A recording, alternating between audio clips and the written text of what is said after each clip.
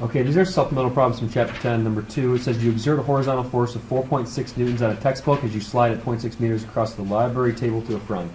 So we've got a textbook that's on the table. We're going to apply a force to this of 4.6 newtons. Then we're going to end up moving it 0.6 meters.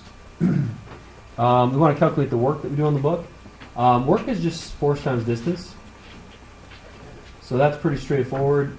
We have the force that we use, 4.6 newtons, and we have the distance of 0.6. So that gives us 2.76 joules. Part B then says your friend returns the book by pushing it with a force of 6.2 newtons. So now we're going to push it back, use a different color. 6.2 newtons at an angle of 32 degrees below horizontal. So now we're going to push this way, and this angle below horizontal they said was 30 degrees. And the force is 6.2 newtons. What is the work done by your friend in the book? So once again, work equals force times distance, but the force that we use for this calculation has to be in the same direction. So we're talking about this component of that force only, which if you make a right triangle, you can find that. It's adjacent over hypotenuse. I'll call that x for now.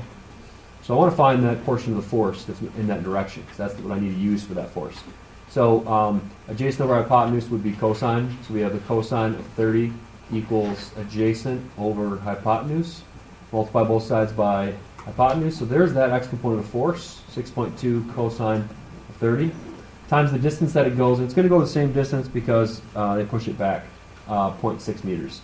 So if we do that in our calculator, we get 3.22, and that's joules for work. So there's more work done. Some of that work is wasted, obviously, because the table's pushing back on on the person doing the work. Okay, the next problem is 3. It gives us this graph of force versus distance, and then it says determine the work done by the force in pulling an object 7 meters. So we know that work equals force times distance, but the problem is this force is changing. So we just need to find an area underneath this curve. Let's then make a triangle, a rectangle, and a trapezoid maybe. In which case 1/2 base times height for this one. The base here is 3, and the height is 4. So it's 1/2 of 12, which is 6. And then you're going to do the same thing here. This has a base of 2 and a height of 4, so that'd be 8. And the trapezoid is 1/2 height times base 1 plus base 2. This is length 4, so the height would be then, how to draw this the greatest, this should be a height of 2.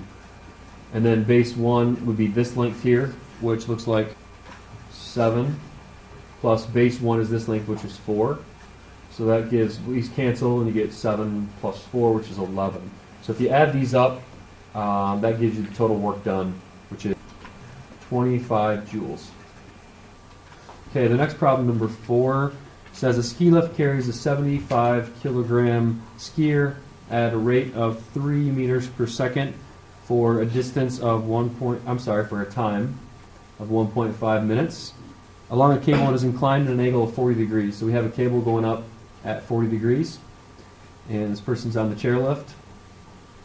How much work is done by the ski lift? Okay, we know that work equals force times distance, but we need to make sure that the force we're using here is, I'm going to use the vertical force, which would be gravity. That's what we're overcoming, mg.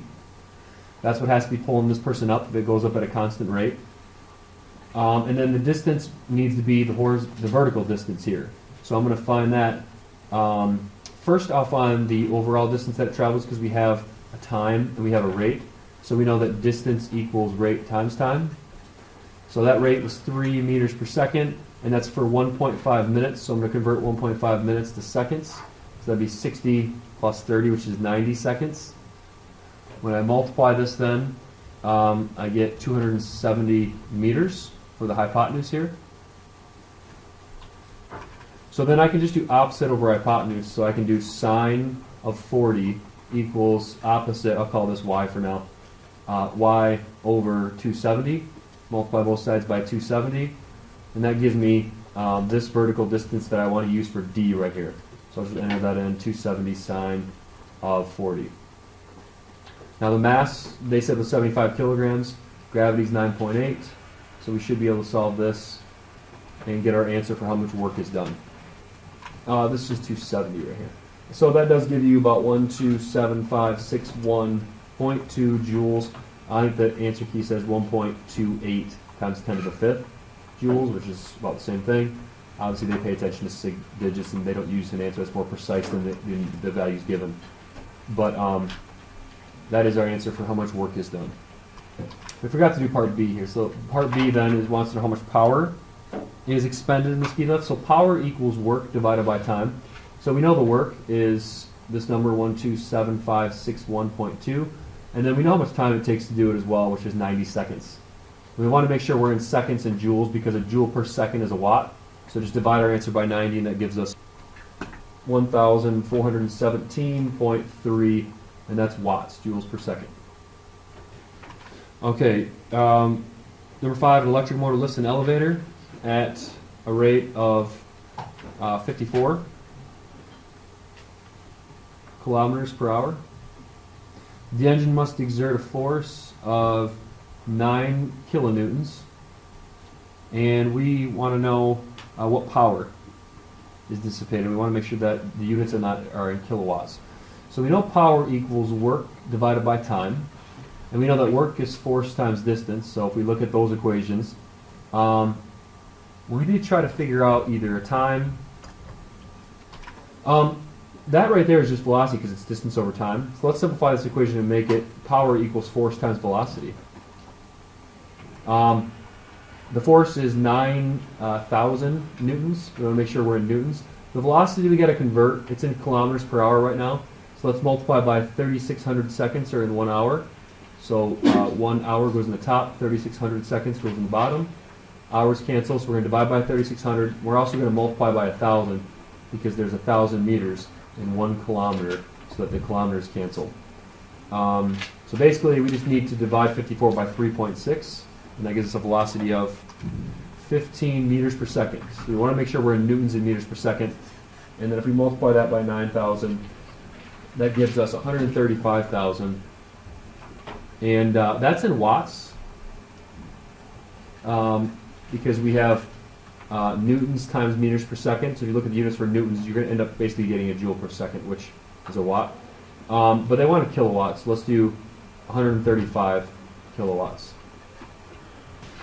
Next question 11 says a gardener lifts a 25 kilogram bag of sand to the height of 1.1 meters and carries it across the yard a distance of 15. So we're going to lift this thing up 1.1 meters, and then we're going to carry it across the yard 15 meters, and we're going to set it back down on against the wall. The question A says, how much work does the gardener do when he lifts the bag of sand? Well, we can just use work equals force times distance for that. We know the force is mg that we're overcoming, which is gravity. The mass of the bag of sand is 25. Gravity is 9.8. And we lift it up a total distance of 1.1. That gives us a value of 269.5 joules.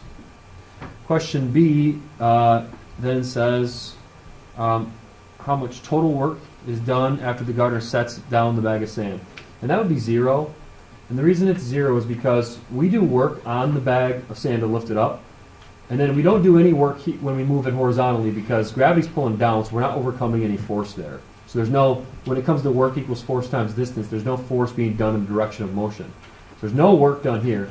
And then gravity actually does work on the bag to bring it back down. So we did positive work here, and then basically we did negative work here because gravity did work on us. So when the question, it's kind of a trick question, but when it says how much total work is done, that'd be 0 because we did work here, gravity did work there, and those cancel each other out.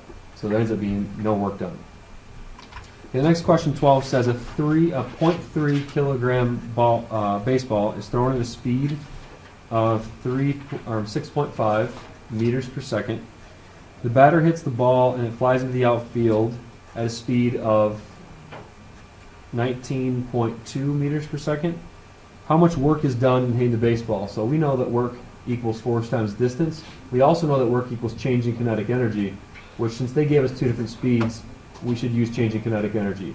That's kinetic energy final minus kinetic energy initial. So that's 1/2 mv final squared minus 1/2 mv initial squared. So it'll be 1/2 it's 0.3 for the mass. Final velocity was 19.2 minus the initial velocity of 6.5. If we do that, it gives us 48.95, so about 49 joules.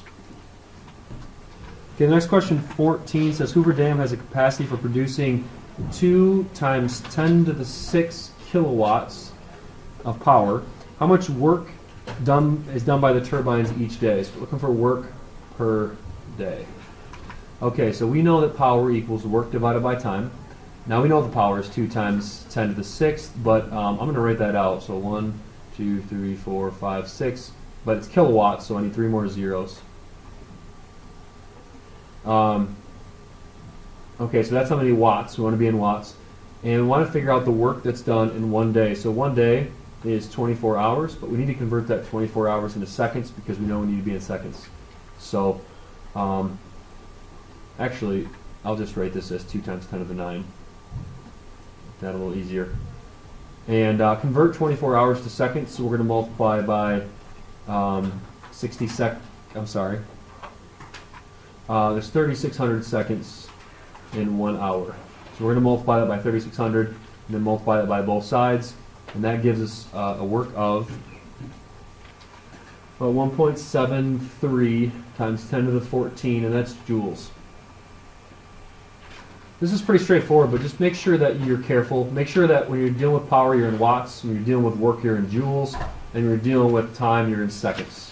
As long as you keep that in mind, that a watt is a joule per second, you can't make a mistake.